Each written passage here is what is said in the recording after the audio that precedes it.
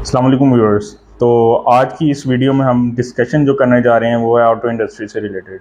Auto industry जो है वो पाकिस्तान में एक बहुत ही इंपॉर्टेंट रोल अदा करती है, लेकिन ऐसा क्या हुआ कि वो एकदम बूम से डाउनफॉल की तरफ जाती है। पाकिस्तान में बहुत सी कंपनीज ऐसी हैं जो नहीं आ रही थी, एक बूम आ रहा था पाकिस्तान की ऑटो इंडस्ट्री में, लेकिन एकदम ये डाउनफॉल की तरफ जा रही है।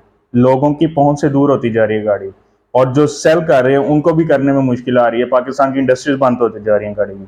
और बैंक फाइनेंसिंग, लोग बहुत बहुत ज़्यादा लोग जो हैं वो डिपेंड कर रहे थे बैंक फाइनेंसिंग के ऊपर, लेकिन कुछ लोगों ने वो भी लेनी बंद कर दी। क्या वजूहत क्या इन सब के पीछे? इसके लिए आज हमने अपने जो प्रोग्राम में जो दावत दी है वो जैन भाई को दावत दी है। सामने ये सवाल रखते हैं, तो देखते हैं क्या कहते हैं।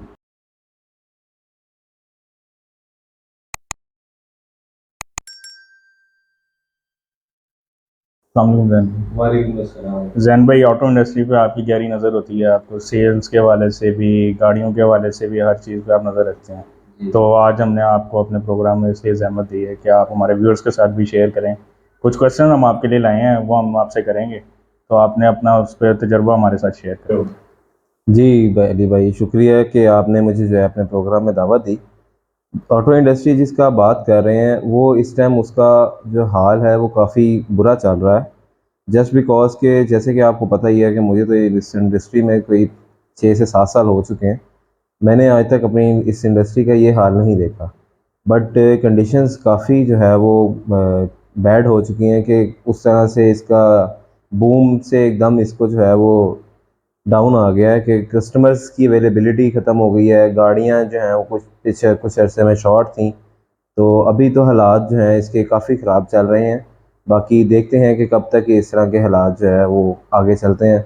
हमारी तो दुआ है कि ये इंडस्ट्री जो है ठीक हो ताकि लोगों का रोज़गार इससे जुड़ा रहे। अच्छा जी, तो जैन भाई, जो पहला क्वेश्चन है मेरा जो आपसे वो ये है कि ऐसी क्या वजह बनी पाकिस्तान में कि गाड़ियाँ हमारी महंगी से महंगी होती जा रही हैं?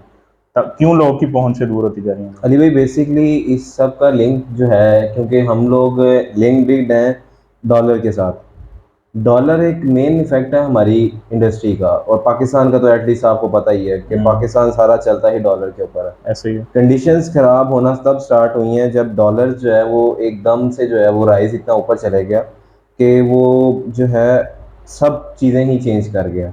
जिस तरह कि अगर हम उसको अंदाज़ा लगा लें कि गाड़ियों में ऑलमोस्ट जो है वो डबल के करीब प्राइसेस जो है वो राइज हो गई। एक गाड़ी जो पहले कुछ अरसे तक 22 लाख रुपए तक आती थी, वो इस टाइम गाड़ी जो है वो ऑलमोस्ट 24 से डायरेक्ट 22 से जो है 44 48 से अब 90 कई गाड़ियां जो है क्रॉस कर गई हैं। वो अब आप फॉर्च्यूनर को देख लें, वो भी 1 करोड़ रुपया से कई गुना ऊपर चले गया हुआ है। ऐसे ही एक है। गाड़ियां जो है वो आम बंदे की पहुंच से बहुत आगे चले गई हैं, जिसकी वजह से जो है अब हम एक ख्वाब कह सकते हैं लोगों के लिए, आम आदमी के लिए गाड़ी खरीदना, कि ऑल्टो जहाँ पे 11 लाख रुपए की थी वो इस टाइम जो है वो 22 23 25 क्रॉस कर चुकी है। तो वो एक राइज बहुत ज़्यादा ऊपर हो गया। सेम इफेक्ट इसका डॉलर से ज़्यादा है कि इंडस्ट्री सारी इंटरलिंक ही डॉलर के साथ है। तो डॉलर ने इस इंडस्ट्री को फुल जो है वो तबाह करके रख दी है, जिसकी वजह से इंडस्ट्री जो है वो बिल्कुल ही डाउन हो गई है। इस टाइम गाड़ी के हालात जो हैं वो इंडस्ट्री के हालात काफ़ी ख़राब हैं। अच्छा, हमने ऐसा भी देखा कि शोरूम्स बंद हो रहे थे, गाड़ियाँ बंद, मैन्युफैक्चरिंग बंद हो रही थी इनकी। अब क्या ऐसा आप देख रहे हैं कि दोबारा कुछ बेहतरी की तरफ हम जा रहे हैं?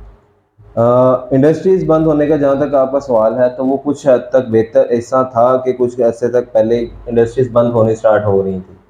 उसकी कंडीशन ये थी कि गाड़ी, क्योंकि मार्केट में कुछ सेमीकंडक्टर स्टार्ट में कोविड के बाद बहुत शॉर्टेज रही, जिसकी वजह से प्लांट्स बंद रहे, उसकी वजह से काफ़ी जो है वो मार्केट के हालात डिफरेंट रहे। बहरहाल अब जो मामला था वो इसी वजह से है कि गाड़ी, बिकॉज के गाड़ी की सेल बिल्कुल डाउन हो चुकी हुई है। इस वजह से लास्ट कुछ अरसे पहले जो है वो कंपनीज ने प्लांट अभी बंद कर दिए हैं अपने। एज एन आप देख लें तो मार्च के मंथ में, मार्च में अप्रैल से होंडा की गाड़ियां बिल्कुल ही जो है वो नीचे रहीं। सुजुकी की सेल्स काफ़ी नीचे रही। सुजुकी एक ऐसी कंपनी है पाकिस्तान की कि जिसका जो, क्योंकि एक छोटा स्पेक्स उसके पास है, छोटी व्हीकल उसके पास है, तो उसकी सेल्स बूस्ट पे ही रहती है। बट कंडीशंस इस तरह की ख़राब हुई है कि उसकी सेल भी नीचे आ गई कि कस्टमर मार्केट में है ही नहीं ड्यू टू प्राइसेस। प्राइसेस होंगे, इसी वजह से कई प्लांट्स बंद रहे, गाड़ियां बनी हुई खड़ी रहीं। गाड़ियां अवेलेबल थी पर कस्टमर नहीं था तो गाड़ियां खड़ी रहीं, जिसकी वजह से प्लांट्स बंद रहे। सुजुकी ने इवन के अनाउंस भी किया कि शायद हम लोग अपना जो है शट डाउन कर दें पाकिस्तान में मैन्युफैक्चरिंग। कई ब्रांड्स जो पाकिस्तान में आना भी चाह रहे थे, बट इस इंडस्ट्री की कंडीशंस की वजह से वो इस पाकिस्तान में अभी तक अपना मैन्युफैक्चरिंग नहीं कर पाए, या उस तरह से अपने कस्टमर को अप्रोच नहीं कर पाए। आप कह लें कि वो हालात जो थे वो बिल्कुल डिफरेंट हो चुके। अच्छा जैन भाई, मुझे ना अभी कुछ क्वेश्चंस रिसीव हो रहे थे ऑन के वाले से इन्वेस्टर्स के, तो इसको आप किस तरह देखते हैं? ये भी एक बहुत बड़ा कारोबार था, लोग गाड़ियां उठाते थे। अली भाई, ओवन जो है ना, ओवन हमारी मार्केट का अब ये कह लें कि एक मेजर हिस्सा रहा है। हम इससे डिनाई नहीं कर सकते कि ओन पे गाड़ी नहीं बिकती रही है या नहीं बिकनी चाहिए या नहीं चाहिए। मेरे मुताबिक ओन एक ऐसी चीज़ थी जिसकी वजह से ही इंडस्ट्री बूम पे थी। उससे क्योंकि इंटरलिंक्ड काफ़ी चीज़ें, जैसे आपने इन्वेस्टर्स का नाम लिया, तो इन्वेस्टर उससे ही लिंक था।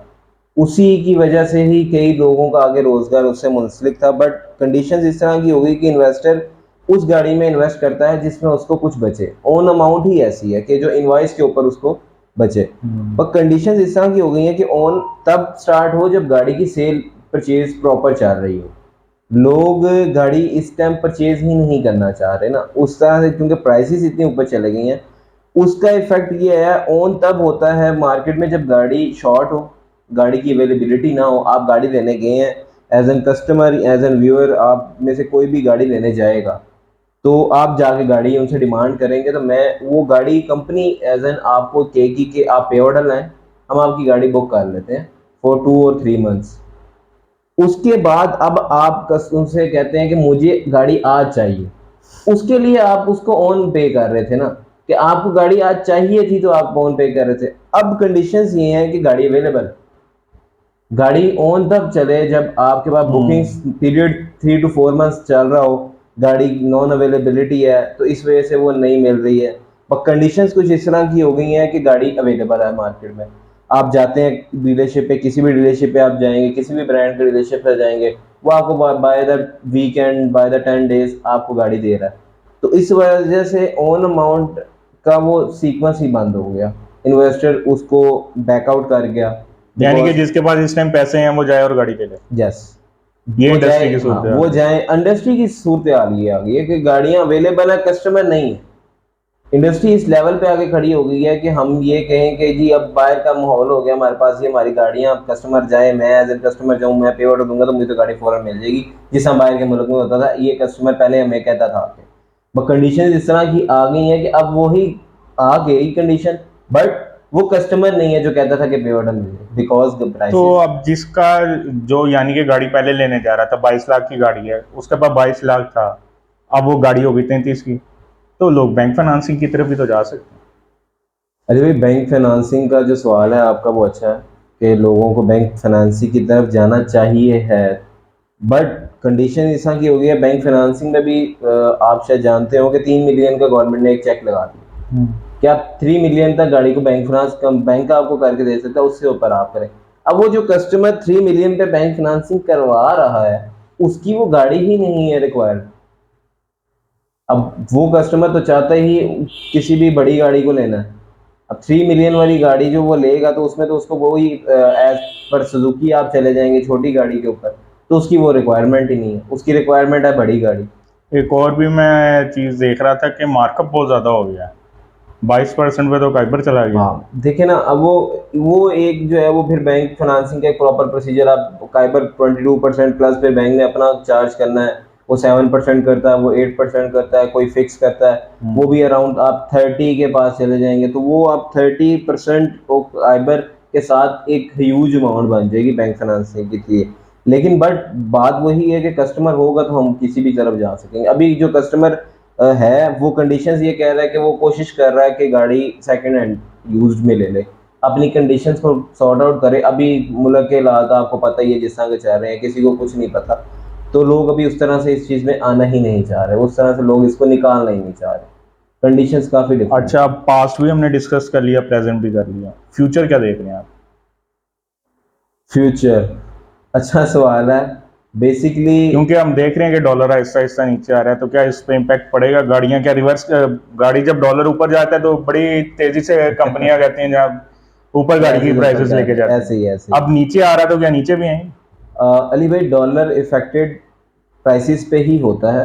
अब आपने लास्ट देखा होगा कि डॉलर ऑलमोस्ट ओपन मार्केट में 300 समथिंग पे भी बिका है, लेकिन प्राइसेस जो बढ़ी हुई थी एज एन कंपनीज ने प्राइसेस बढ़ाई थी वो 180 के ऊपर बढ़ाई हुई। उन्होंने जो वो 20 रुपए का आया डिफरेंस वो नहीं बढ़ाया। क्यों? नहीं तो क्या कंपनीज लॉस में जा रही हैं? नहीं, जस्ट बिकॉज कि उन्होंने ऑर्डर्स की हुई थी कि वो जो डॉलर की स्टेबिलिटी है ना वो बहुत ज़्यादा जरूरी है। लॉस में नहीं जाती कोई भी चीज़, कंपनी को भी कोई लॉस में नहीं जाती। डॉलर की स्टेबिलिटी जरूरी है किसी भी प्राइस पे। अगर डॉलर किसी एक कर्टेन प्राइस पे रहेगा कुछ अर्सा तो ही कंपनी उसकी प्राइस बढ़ा देगी। अब 180 से अब आप आजकल देख रहे हैं डॉलर नीचे आ रहा है, सबको पता लग रहा है कि उसके अब इसी तरह एज एन कस्टमर, जिससे आपने कहा कई कस्टमर उसको कहते हैं कि प्राइस नीचे आनी चाहिए, लेकिन ये प्राइस कब नीचे आएगी? जब डॉलर स्टेबल हो। वो उस प्राइस पे उस अमाउंट पे कुछ अर्सा स्टेबल रह जाएगा। जिससे हम कह सकते हैं कि अगर डॉलर 220 पे स्टेबल रहता है तो क्या प्राइसेस नीचे आएंगी? तो डेफिनेटली नीचे आएंगी। प्राइस स्टेबल हो डॉलर तो प्राइसेस नीचे आएंगी ही आएंगी। कंपनीज को भी पता है कि वो इस टाइम जिस तरह सर्वाइव कर रही हैं। कई कंपनीज का प्रॉफिट बहुत मिनिमम रह गया कि उनके पास अब एक टाइम ही नहीं है कि वो इस चीज़ को कंटिन्यू कर सके, तो उन्होंने अपना प्रॉफिट बहुत लिमिटेड का कर दिया ताकि वो कस्टमर गेन कर सके। प्रॉफिट गेन ना हो, एटलीस्ट मार्केट में वो अवेलेबल रहे। अगर इसी तरह चलता रहेगा, कंपनीज भी इसको नीचे लेके जाना चाह रही है, बट वो क्या कब होगा? जब प्राइसेस नीचे आएंगी। एज एन कंपनी हम भी कहते हैं कि प्राइस नीचे जाए। एज एन कंपनी हम भी चाहते हैं हमारा कस्टमर हमारे पास आए, जस्ट बिकॉज कि हमारे हालात हमें पता है। सेल्स नीचे गई हुई है, डाउन साइजिंग पीछे कुछ अरसे से होती रही है, इस इंडस्ट्री में हो रही है। ये तभी सेट होगा जब कस्टमर के साथ हम इंटरलिंक हो सकेंगे थ्रू व्हीकल परचेज। तो वो तभी है कि जब प्राइसेस थोड़ी सी मिनिमम नीचे आए, ताकि हम कस्टमर को गाड़ी बेचते हुए भी हमें भी मज़ा आए, हम भी कस्टमर को गाड़ी बेच सकें। कस्टमर भी गाड़ी लेने आए तो वो ले के जाए, वो प्राइस सुन के ये ना कि ये गाड़ी तो इतने की थी, अब ये सडनली गाड़ी इतने की कैसे हो गई? मैं तो ये गाड़ी इतने की परचेज करने के लिए आया था, मुझे तो ये पता था कि गाड़ी इतने की है, अब आप कह रहे हैं इतने हैं। ये ना हो कि मैं लेके जाऊँ।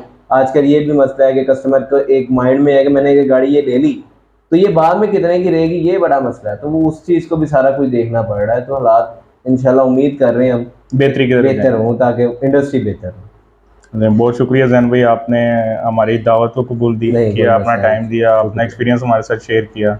तो उम्मीद करते हैं आपको हमारी ये वीडियो जो है वो पसंद आई होगी। मज़ीद ऐसी वीडियोज़ के लिए हमारे चैनल के साथ जुड़े रहिएगा और इस चैनल को लाइक और सब्सक्राइब ज़रूर कीजिए।